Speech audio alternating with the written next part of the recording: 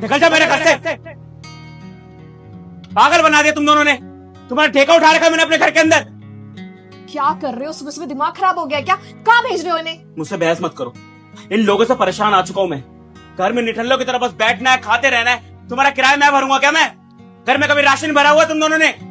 और तो भैया कर तो रहे हैं हम, वो भी अपना जॉब का ट्राई करा और मेरा भी पढ़ाई कंप्लीट हुई है तो मैं भी ट्राई करूंगा। कौन सा ट्राई कर रहा है? ट्राई करने के बाद इंसान को रिजल्ट दिखता है और आज तक मुझे वो रिजल्ट नहीं दिखा। ये कह रहा है कि इंटरव्यू देने जाता है। ऐसा कौन सा इंटरव्यू देता है जहाँ पे सिलेक्शन नहीं होता?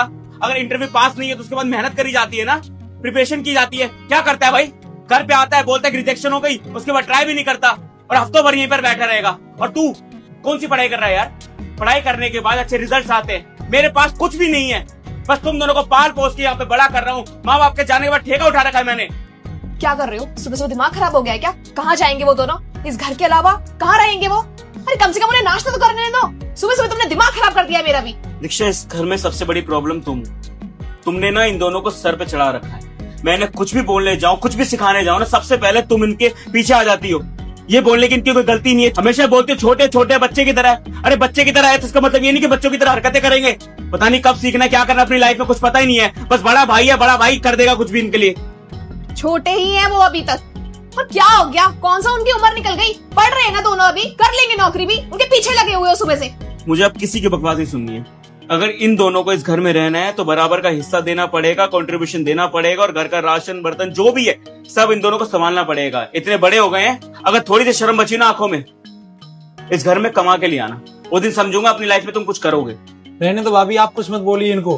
बोलिए आपके अंदर और कितना जहर भरा हुआ है हमारे लिए।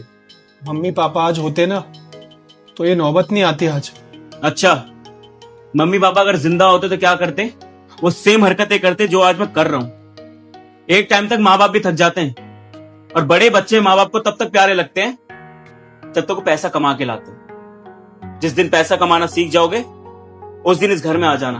और अगर इस घर में रहना है तो मेरे तौर तरीके से चलना सीख लो, वरना तुम दोनों की लाइफ और भाड़ में जाओ तुम दोनों। और आज के बाद ना मुझे बोलने की जरूरत नहीं है। कोई मुझे नहीं सिखाएगा इस घर में क्या करना है क्या नहीं।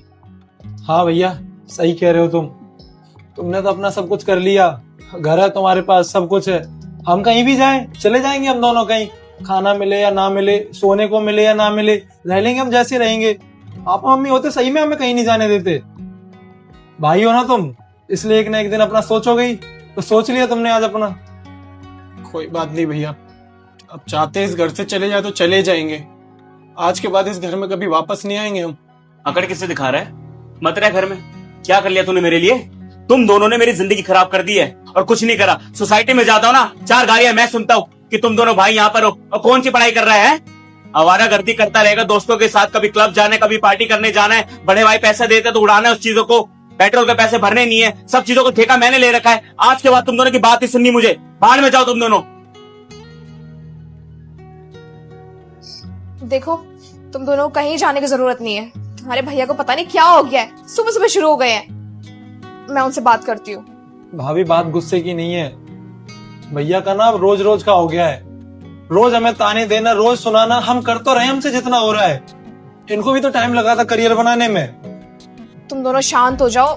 मैं समझती हूँ तुम्हें बहुत बुरा लगा है तुम दोनों को, पर क्या हो गया? तुम्हारे बड़े भाई हैं, तुम्हें थोड़ा सुना दिया, इसका मतलब ये नहीं कि घर छोड़ के चले जाओगे। तुम दोनों रुको और यहीं बैठो, कहीं जाने की जरूरत नहीं है। मैं उनसे बात करती हूँ।